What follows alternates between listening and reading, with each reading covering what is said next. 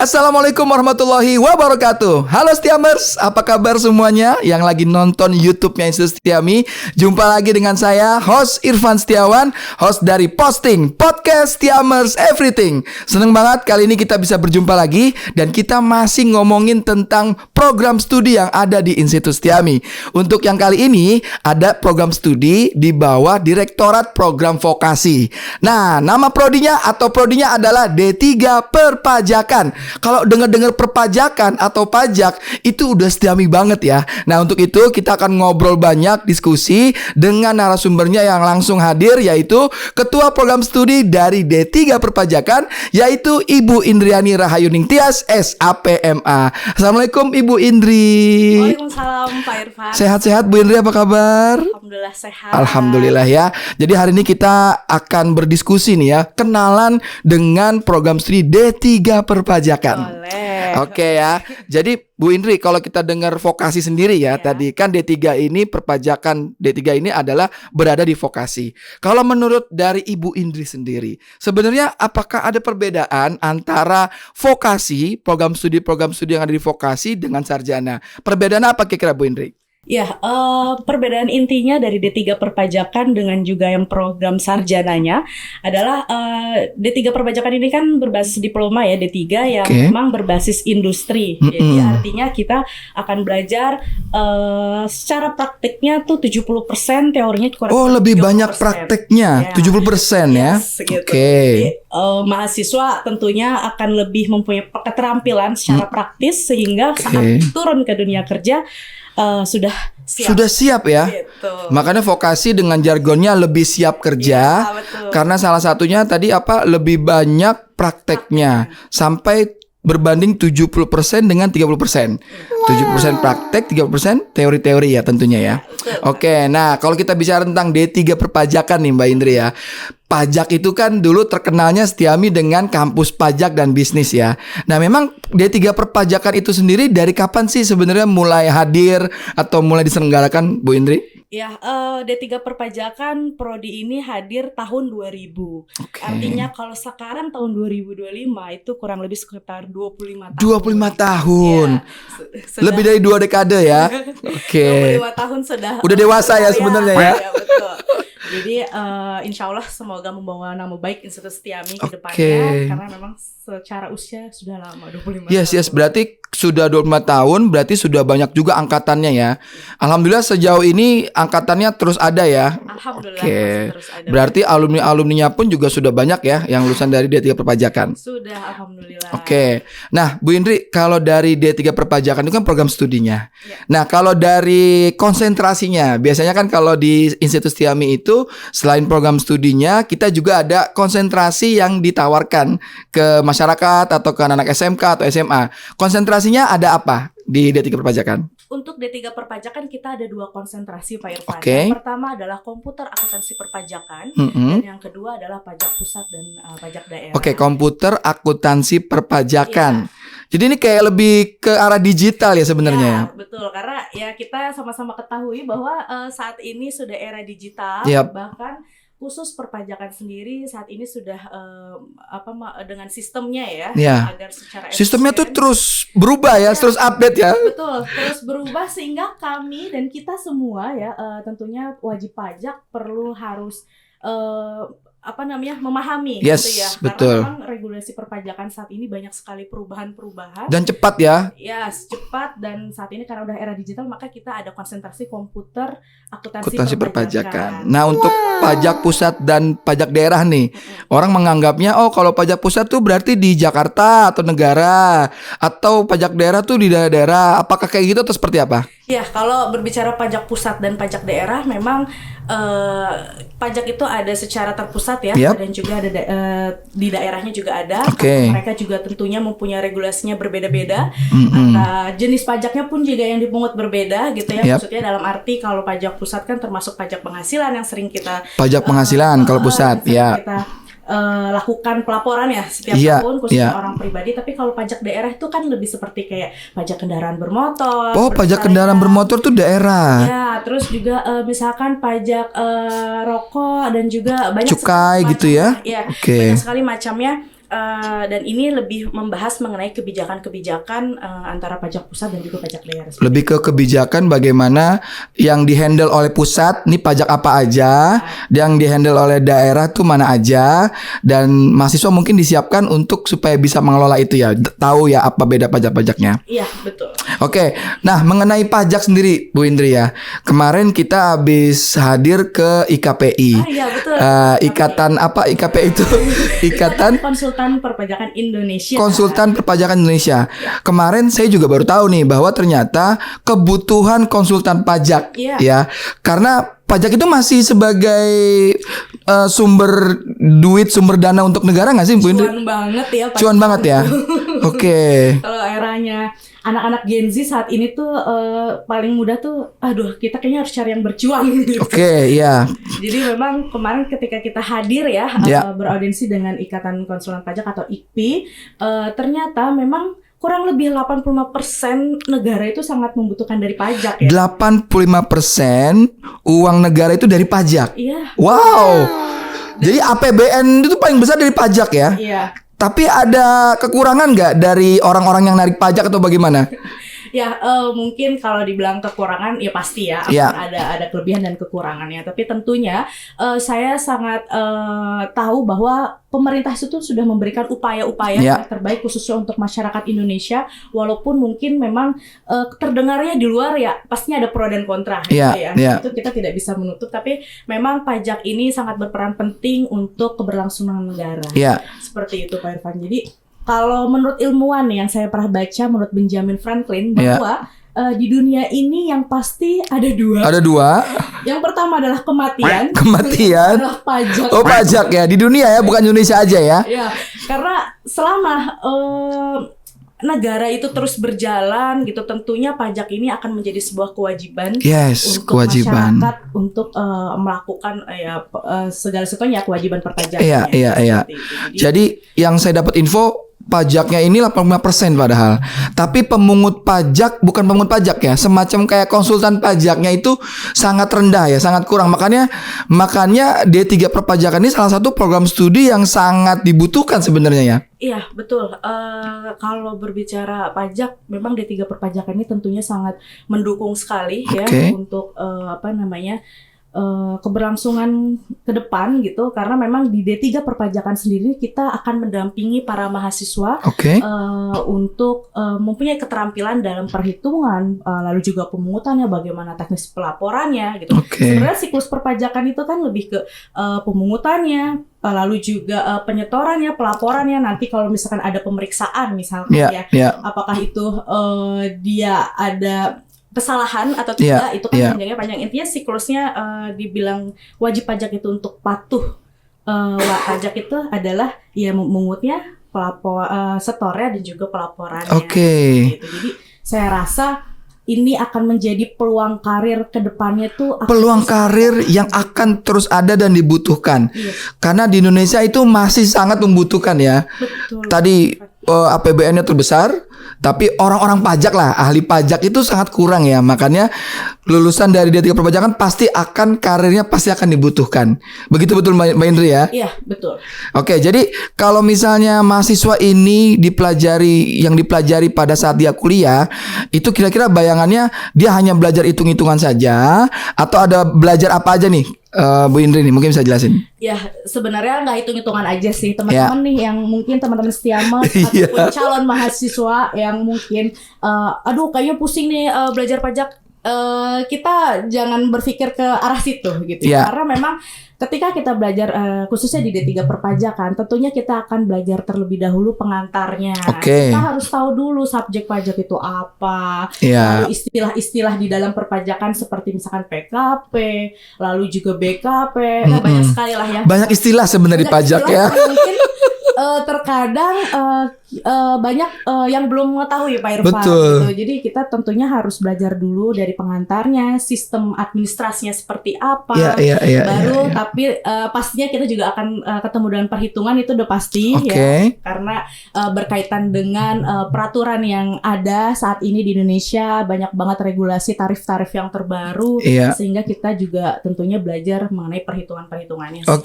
Selain membahas tentang mata kuliah mata kuliah yang terkait dengan perpajakan. Nih biar ada bayangan nih ya untuk calon-calon mahasiswa di D3 perpajakan.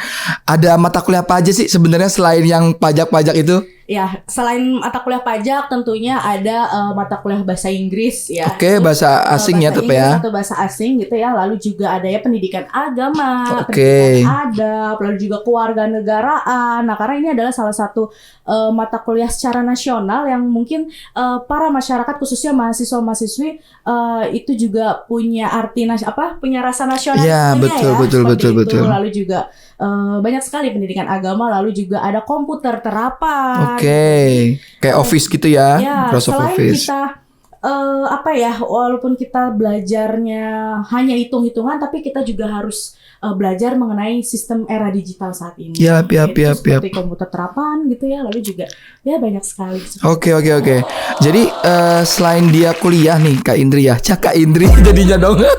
Ya selain dia kuliah Bu Indri ya, tadi mata kuliahnya sudah disebutkan, ternyata bukan hanya pajak. Nah selain dia kuliah ini sebenarnya atmosfer perkuliahan di D3 perpajakan itu atau di vokasi, apakah dia hanya kuliah di kelas aja atau ada kegiatan lain Bu Indri? Ya, atmosfer di D3 perpajakan ini kan adalah pendidikan diploma 3 ya, khususnya di perpajakan yang memang berbasis industri. Artinya kita juga menyesuaikan kebutuhan-kebutuhan apa aja sih di luar gitu ya yang industri butuhkan, khususnya terkait perpajakan. Lalu kita juga ada semacam kegiatan workshop, guest lecture, dan guest lecture ini ada workshop, ada guest lecture atau dosen tamu. Ya betul, itu pun kita hadirkan tentunya praktisi-praktisi Pak. Praktisi. Jadi praktisi-praktisi sesuai dengan bidangnya yes. pajak ya, kita datangkan praktisi-praktisi pajak. Praktisi itu berarti dosen yang memang dia bergelut di bidang itu kerjaannya gitu ya? Ya betul, yang kesehariannya selalu memegang pekerjaan pajak Gitu. Jadi ada workshop, ada mungkin kuliah umum tadi ya, ada guest lecture. Datang ke industri juga nggak kira-kira? Ya, kita ada datang ke industri. Belum lama kita mengunjungi industri seperti OJK, Kemenq ya. Kemenq tentunya ya. Tentunya itu, lalu DJP, KPP. Ya DJP itu Dirjen Pajak ya. Jadi memang langsung kita hadir ke industri yang berkaitan dengan pajaknya. Nah berarti mahasiswa itu berorganisasi juga berarti ya. Yang terkenal itu di Institut Setiami adalah ada mahasiswanya itu menjadi relawan pajak atau yang sekarang sering disebut Renjani ya. Itu ceritakan tuh, Renjani itu apa, relawan pajak itu seperti apa? Ya, Renjani ini adalah program pemerintah ya yang memang dinaungi oleh Direktorat Jenderal Pajak. Jadi memang saat ini tuh wajib pajak di Indonesia itu sangat banyak sekali Pak Irfan. Yes. Ditimbang fiskusnya, artinya petugas pajak. Petugas pajaknya lebih sedikit dibanding wajib pajaknya. Jadi sehingga pemerintah atau DJP mengadakan kegiatan tersebut untuk kita Renjani ini para mahasiswa untuk menjadi relawan membantu asistensi perpajakan. Wah, berarti dari dia waktu mahasiswa aja dia sebenarnya udah membantu program-program pemerintah gitu maksudnya ya. Iya Pak Irfan, bahkan di D3 perpajakan kami ini sudah beberapa semester kemarin ya, kurang lebih 2-3 tahun, udah lama sih memang kegiatan ini. Para mahasiswa D3 pajak telah memberikan asistensi perpajakan ke perusahaan swasta. Gitu. Jadi mahasiswa tentunya didampingi oleh dosen, dosen tetap pajak yang memang membantu para karyawan perusahaan swasta dalam melaporkan SPT pribadi. Jadi Institut Setiami ditunjuk untuk mendampingi, melayani, ya memberikan konsultasi gitu ya.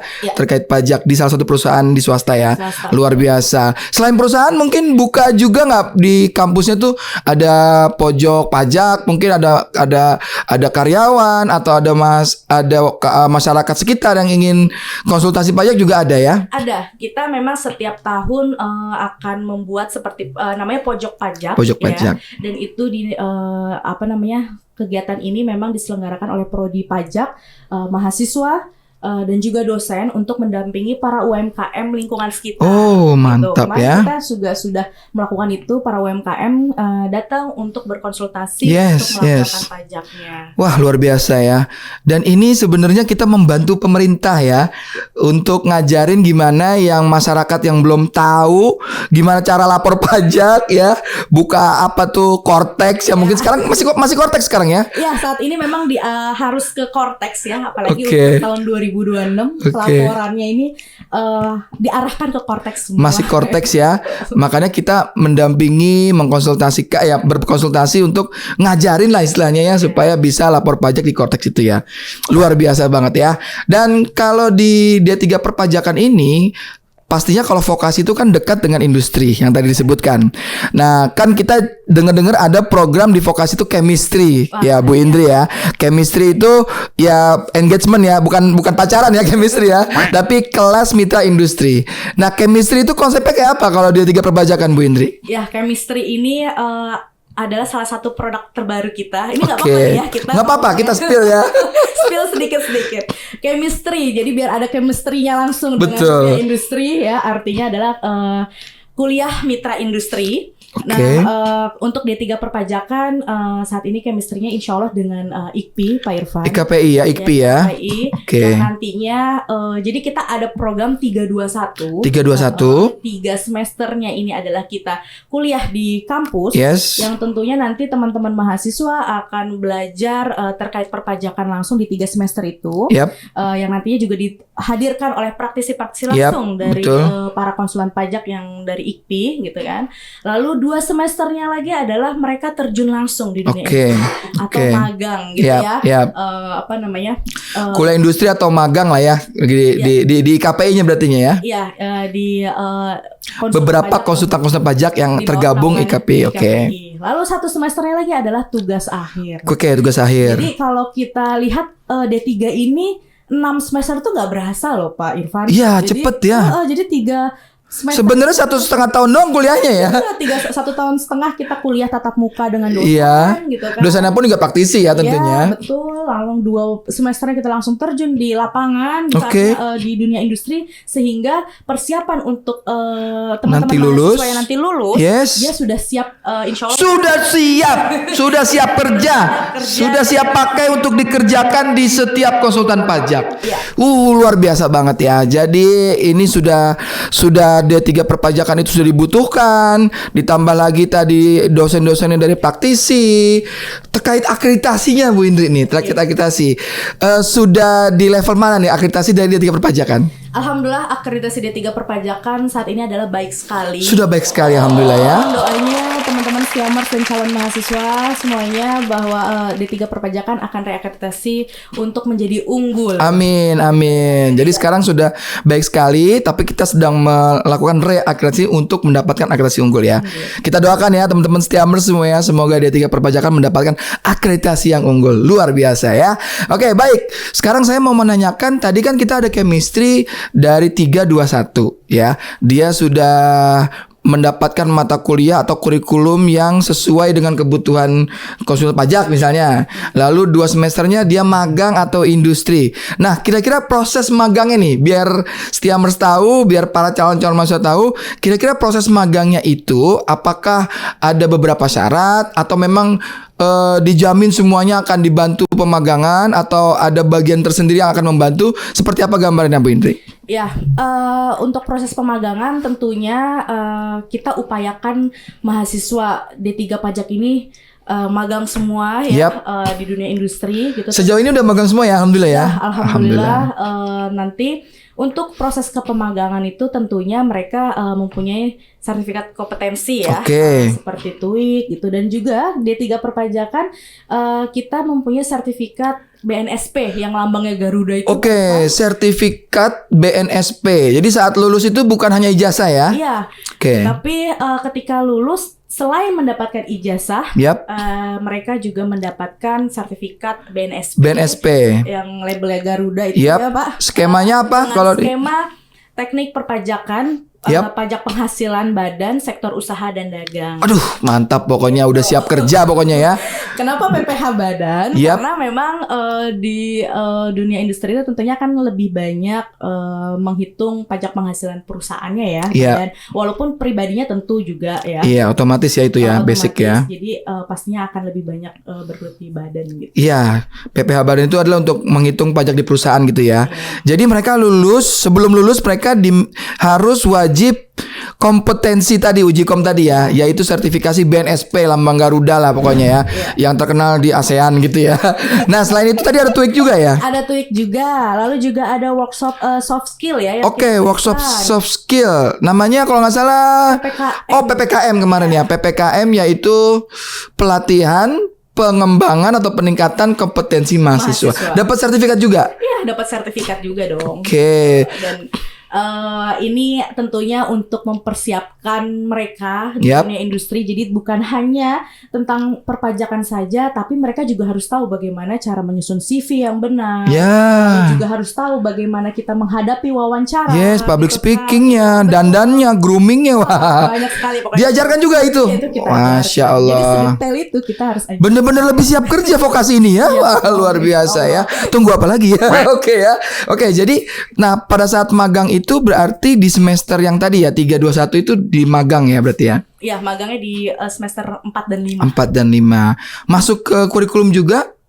Masuk ke kurikulum juga magang ya? Itu berapa SKS gitu ada ya? Oh iya, ada. Oke. Nah, jadi setelah dia magang, lalu dia tadi tugas akhir ya. Nah, ini kira-kira lulus prospeknya dia jadi apa? Prospek dia lulus itu nanti bisa-bisa lulusan D3 perpajakan jadi apa aja sih, Bu Indri? Iya.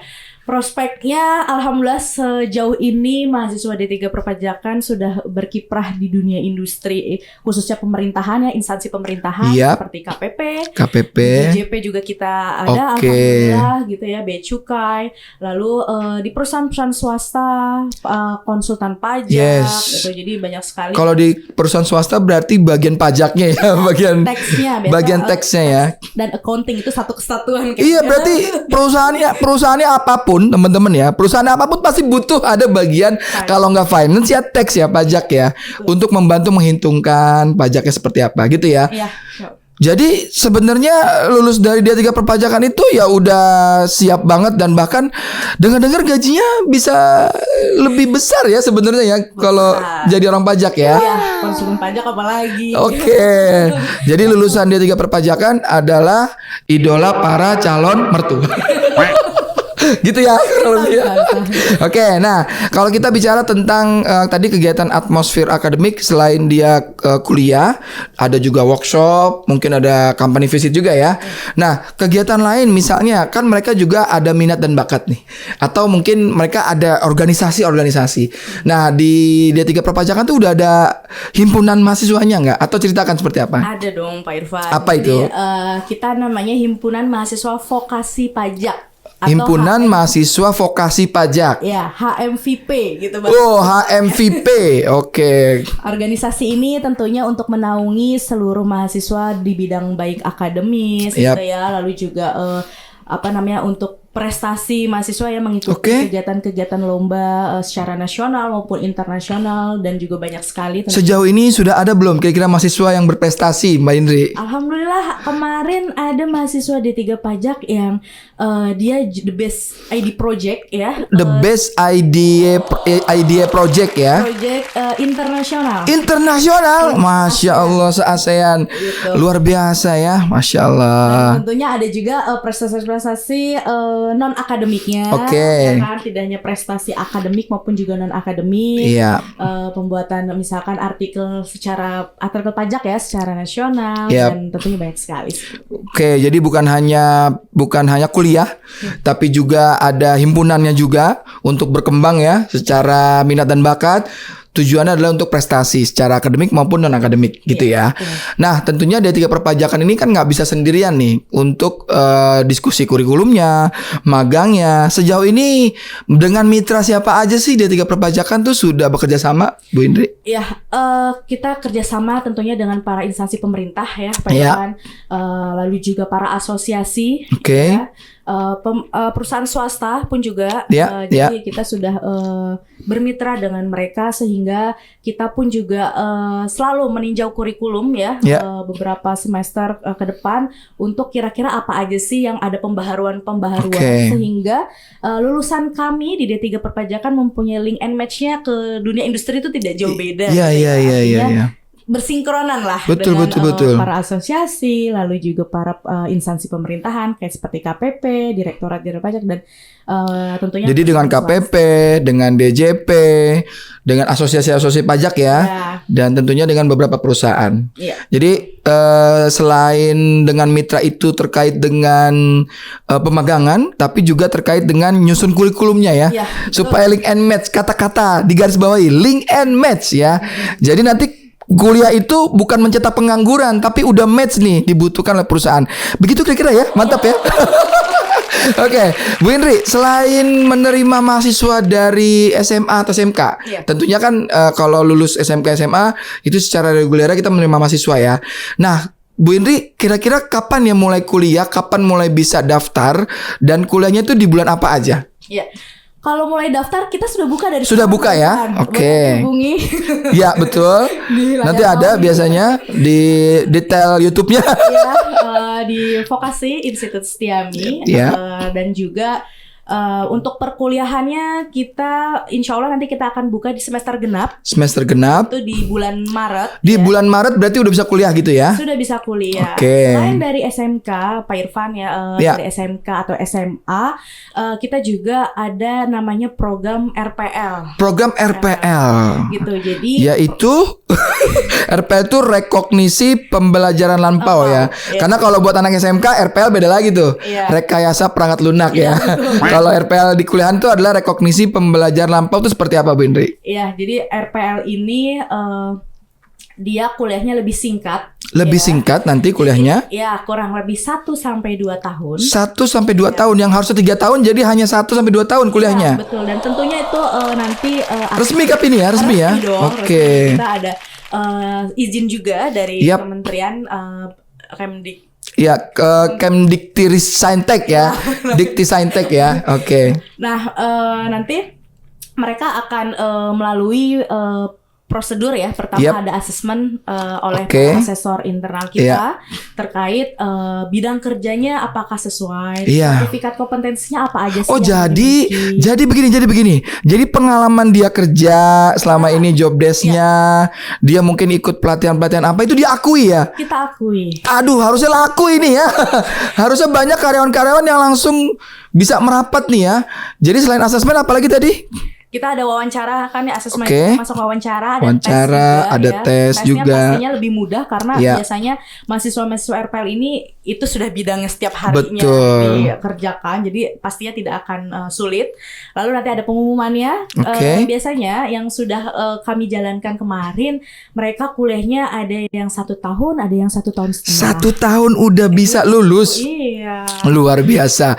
Jadi buat para pekerja-pekerja yang memang kerjanya di bidang keuangan, di bidang pajak ya, itu cocok banget untuk melanjutkan kalau mau lebih cepat lulus, yaitu ke D3 Perpajakan melalui jalur RPL. Hanya 1 tahun pun bisa ya kemarin ya. Bisa. Wah, kapan lagi nih? Mulai bulan Maret pun udah bisa kuliah. Bisa. Selain bulan Maret, bulan apa lagi mulai kuliah lagi? Bulan September. Dicatat ya, bulan Maret bisa kuliah, bulan September bisa kuliah. Nih sekarang baru bulan apa nih sekarang? Sekarang bulan Desember, bisa daftar sekarang untuk bisa langsung kuliah di bulan Maret.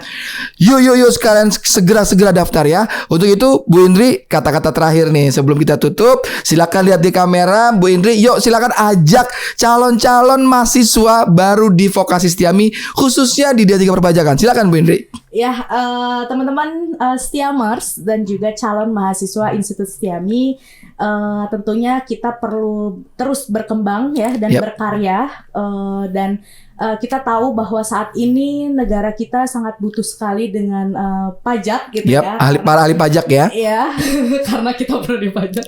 Ya, karena perlu kita itu adalah fenomena yang terjadi bahwa saat ini pun kita juga merasakan fungsi dari pajak itu sendiri buat tentunya kita calon mahasiswa, masyarakat lainnya gitu ya. Dan saya juga mengajak teman-teman teman-teman calon mahasiswa untuk bisa bergabung di D3 Perpajakan karena ini peluang karir yang sangat gak ada matinya lah. Peluang karir yang gak ada matinya ya. Akan terus ada gitu insya Allah.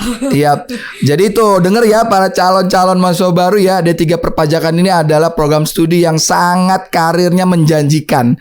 Tadi di spill ya, kalau lulus itu ya minimal jadi bagian keuangan atau bagian pajak itu ya gajinya biasanya lebih besar ya. Oke, jadi sudah buka pendaftaran Bu Indri ya? Sudah buka pendaftaran Pak Irfan. Oke, baik. Alhamdulillah nih seru banget nih Bu Indri nih. Sepertinya kita sebenarnya pengen banyak lagi ngobrol ya. Tapi ya kita akan ketemu lagi di next ya. Di mungkin ada pertemuan berikutnya kita akan diskusi lebih lanjut lagi. Sekali lagi saya terima kasih untuk Bu Indri atas sharing-sharingnya mengenai D3 Perpajakan. Semoga banyak yang segera mendaftar ke D3 Perpajakan. Itu Bu Indri ya. Oke, sebelum disudahi tentunya saya ada pantun ya. Saya nggak mau kalah dengan host yang satunya lagi, hostnya Pak Sakti ya. Ya pantun saya adalah kalau pantun cakep bilang cakep Bu Indri ya. Oke, kesepian tanpa kekasih. Cakep. Hidup hampa tanpa dirinya. Artinya? Cukup sekian dan terima kasih. Sampai jumpa di postingan berikutnya. Assalamualaikum warahmatullahi wabarakatuh. See ya. Terima kasih Windy.